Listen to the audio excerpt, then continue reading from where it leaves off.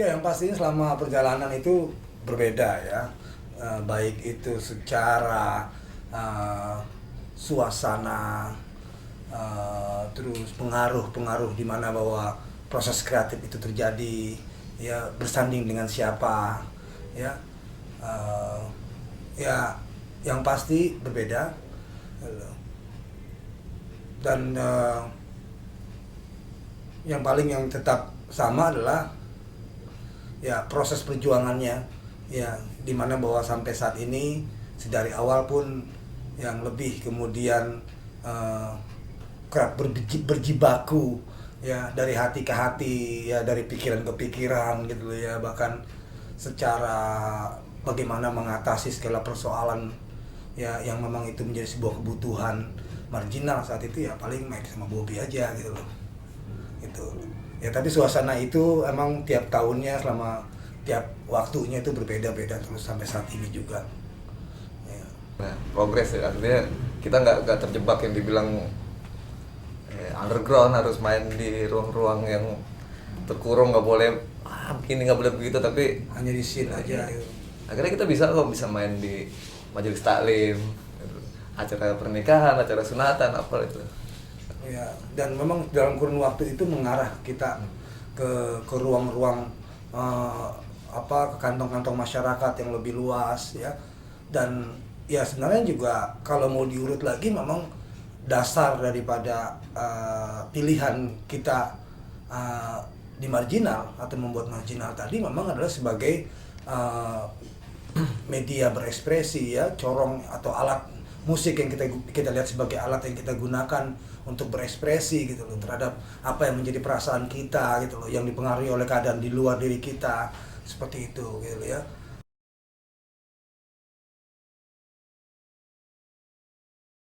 Ya selain tadi kita aja sadar diri sebagai manusia, sebagai insan, sebagai makhluk sosial, artinya uh, ya nggak layak juga gitu loh, ketika sebuah perbuatan manusia sebagai makhluk sosial itu dikaitkan dengan kepedulian sebenarnya. Tapi memang karena kita sadar sebagai makhluk sosial, dan itu harus yang suatu kewajiban harus kita lakukan gitu ya. Ya dengan segala upaya keminimalan yang kita punya, bagaimana kita buat maksimal ya untuk terus mengejawantahkan gitu loh ya, atas predikat atau nilai sosial itu gitu loh, dimana bahwa kita adalah sebagai manusia, sebagai makhluk sosial itu, ya itu adalah suatu keharusan, kewajiban bagi kita untuk melakukan apa yang memang sudah kita lakukan atau semestinya kita lakukan ya, untuk bagaimana kita merangkul ya, bagaimana kita merasakan tentang penderitaan, tentang keluh kesah ya, tentang harapan ya, saudara-saudara kita ya, baik di tanah air ini maupun di santero negeri ya, di seluruh negeri atau dunia ya. Nah itu menjadi satu persamaan perasaan ya, silaturasa bagi kita gitu. ya juga ngelihat apa bicara musik dengan tema-tema yang dibangun oleh sebuah sistem, kayak ya udah lo bicara masalah tentang pertikaian perempuan laki-laki, konflik yang ya itu sebenarnya lebih personal gitu, dan itu juga sangat membahayakan buat generasi menurut gue. Apa nggak ada tema yang lain gitu, sementara kondisi masyarakat yang tersulitkan gitu dengan situasi negeri ini yang carut marut itu, kenapa nggak itu yang lebih bisa memberikan edukasi berita untuk yang lain itu lewat media musik. Ya selain itu juga kita sadar bahwa hegemoni kekuasaan itu memang mempengaruhi kesadaran masyarakat ya, dalam hal bagaimana mereka berekspresi gitu loh ya. Sehingga ya itulah yang kita isi, bagaimana bahwa kita menggunakan musik adalah sebagai media untuk kemudian kita bisa belajar sama-sama, kemudian kita bisa mendokumentasikan gitu ya suatu peristiwa agar ini menjadi sebuah sejarah yang terus diingat, tidak dilupakan, seperti itu ya. Terus kemudian bagaimana memotivasi semangat masyarakat untuk terus punya semangat bertahan, punya daya tahan dan daya juang itu untuk menghadapi kehidupan.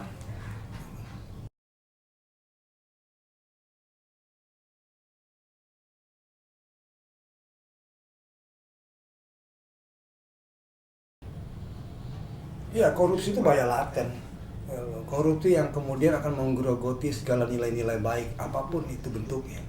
Dan dia adalah pintu yang kemudian akan merusak sendi-sendi kehidupan, sistem, ya, secanggih apapun sistem itu gitu loh. Artinya bahwa memang itu yang menjadi kesadaran kita untuk diperangi kecarut-marutan atas negeri ini, karena memang korupsi itu subur sekali, ya. Yang kemudian kita lihat tidak hanya di tatanan berefek kepada masyarakat, artinya di masyarakat, di pejabat gitu ya, di kekuasaan gitu loh, tapi di masyarakat bawah pun akhirnya berimpact sesuatu hal yang mau tidak mau mereka harus dihadapi oleh satu fenomena yang kemudian dianggapnya itu suatu hal yang wajar kemudian gitu ya. Bahwasannya kita tetap fokus gitu loh, bahwa bicara tentang korupsi itu yang paling utama kan untuk dipotong adalah di bagian atasnya sebenarnya. Bahwa ini sebagai impact gitu ya, dari impact dari sebuah kesadaran perilaku atasan itu sendiri gitu loh. Ya, kita melihat ini penting sekali untuk membawa bangsa kita, generasi ya, memang betul-betul hidup di negeri yang seharusnya ya menjadi sebuah negeri impian dan harapan itu sendiri.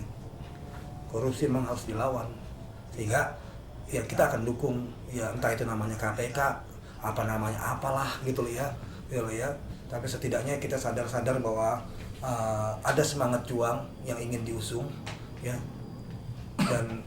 dan ya kita akan ada bersama ya, untuk terus memerangi gitu. Ya, korupsi juga terus benang merah gitu. Benang merah segala permasalahan yang jadikan rakyat kecil sebagai korban, kayak penghancuran alam, human trafficking di tingkatan buruh itu juga banyak yang sebenarnya benang merah itu korupsi. Artinya itu adalah permasalahan kita sama-sama. Ya, bukan cuma persoalan pejabat ya, yang mungkin orang biasa banyak itu urusan pejabat, orang-orang petinggi gitu ya. Tapi setidaknya impact-nya itu kan kepada kehidupan kebanyakan semua orang.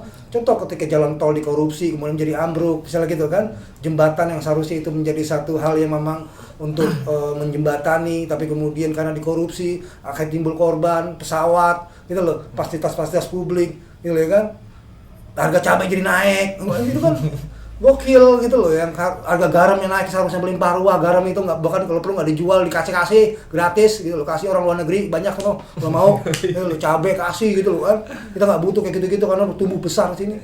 Tapi akhirnya itu menjadi hal yang terus menyekik dan menjerat rakyat Indonesia. Itu gila ya, karena korupsi itu, mental korupsi itu yang kemudian kita akhirnya bangsa kita ini tidak mampu untuk menjamah, menerabah ke depan gitu loh. Hanya stuck untuk bagaimana akal-akalan ya seolah-olahan gitu ya, hidup dan punya kehidupan gitu loh hari ini, tapi tidak mampu untuk menjamah masa depan. Karena apa? Karena tidak tahu bagaimana yang terjadi di belakang, atau tidak mau tahu apa yang terjadi pada keadaan yang sesungguhnya.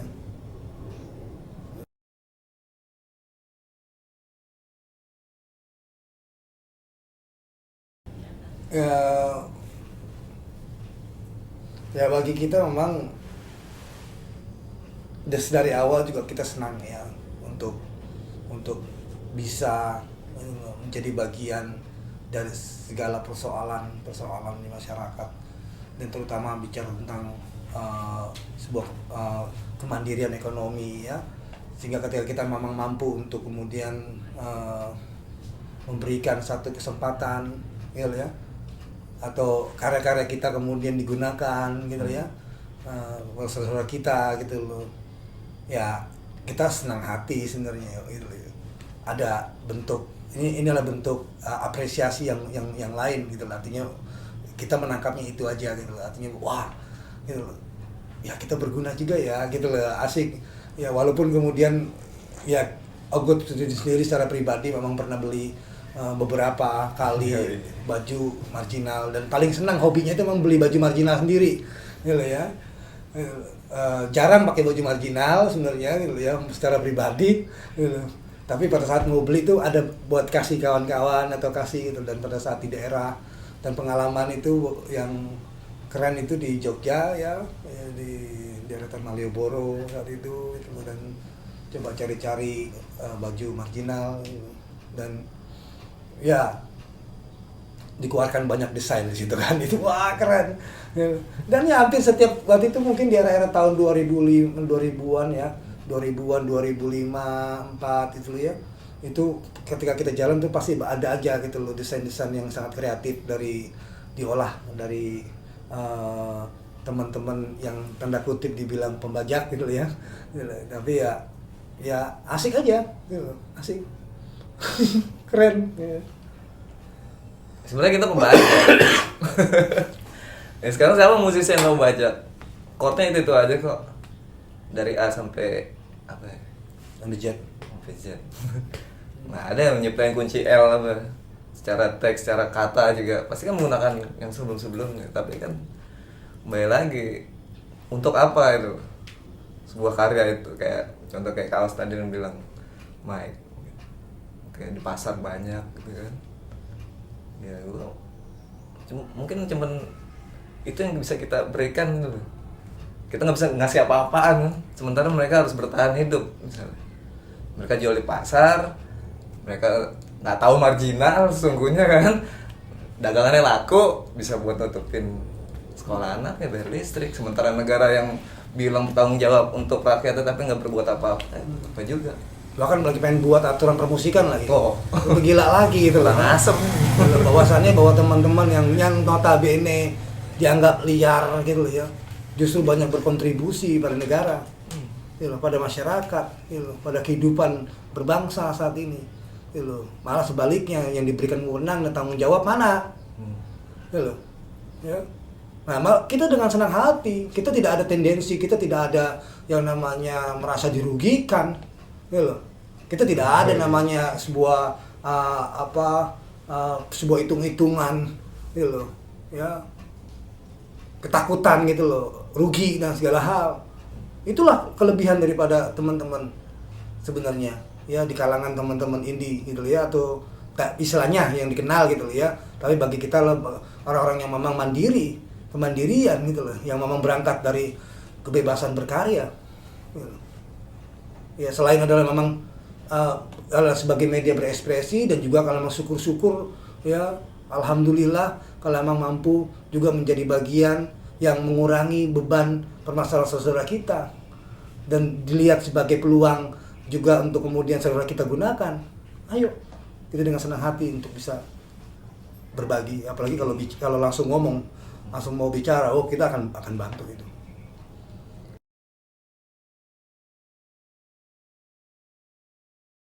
Ya, saat itu kalau boleh diceritakan ya, peristiwanya, ada salah satu pekerja di sana yang memang diutus untuk datang mencari marginal ya ke base camp, dan mengkabarkan bahwa kita diundang untuk main di acara anniversary komisi yudisial sebenarnya ya, di mana bahwa itu adalah komisi yang juga bertanggung jawab berwenang untuk menjaga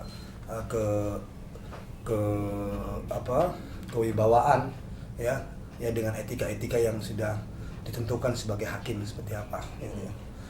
Nah, kebetulan yang mengundang itu langsung dari ketua KY-nya gitu ya.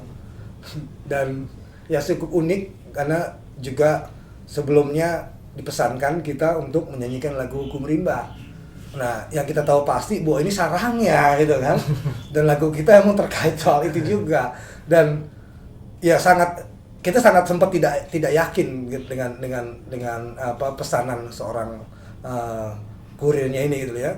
Sampai kemudian Mike pertanyakan lagi ke yang terkait, yang bersangkutan. Itu sampai akhirnya dia sendiri yang mempertanyakan gitu. Ya, memberikan sebuah jawaban memberikan sebuah tanggapan yang tegas. Kamu emang nggak yakin dengan ciptaanmu sendiri gitu loh.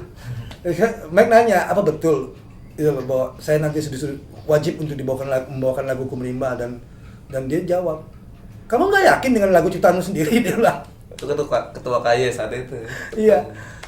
Oke. Iya, pada akhirnya memang betul. Pada akhirnya kita lihat rentetan tamu terundang segala hal itu kan, memang ada ketua MPR gitu ya, ada petinggi-petinggi bangsa inilah gitu ya, hakim agung dan segala hal. Ya udah. Gitu.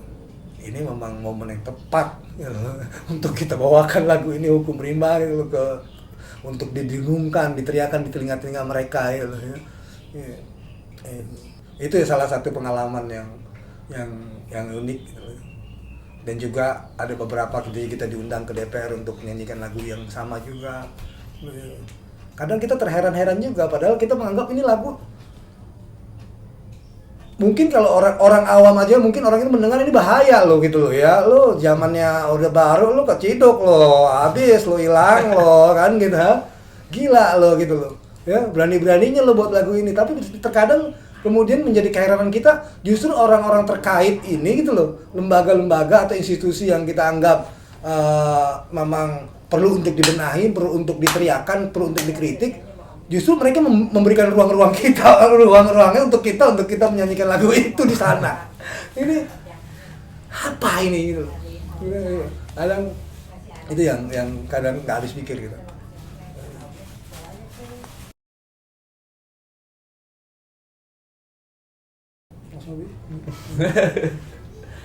Ya sebenarnya waktu itu emang diundang ya teman-teman marginal, tapi yang posisi penyanyi aja Mike kebetulan, dan itu juga melibatkan teman-teman Taring Babi sebagai penari latar dengan yang dibilang ogoh-ogoh tadi. Ya kesannya ya sekali lagi bahwa ini suatu hal yang sangat kita lihat sebagai kesempatan yang harus dirayakan, dimaksimalkan gitu ya, dimana bahwa ketemu dengan audiens yang berbeda ya, dengan pecinta musik gitu ya, yang mengagumi Chrisye gitu ya. Nah ini menarik gitu. Satu hal harus kita respon dengan senang hati gitu ya, dan maksimal pastinya. Dan juga sebelumnya kita juga dapat pilihan lagunya Chrisye yang juga terkait dengan kondisi masyarakat atau soal kepemudaan di era tahun 80-an,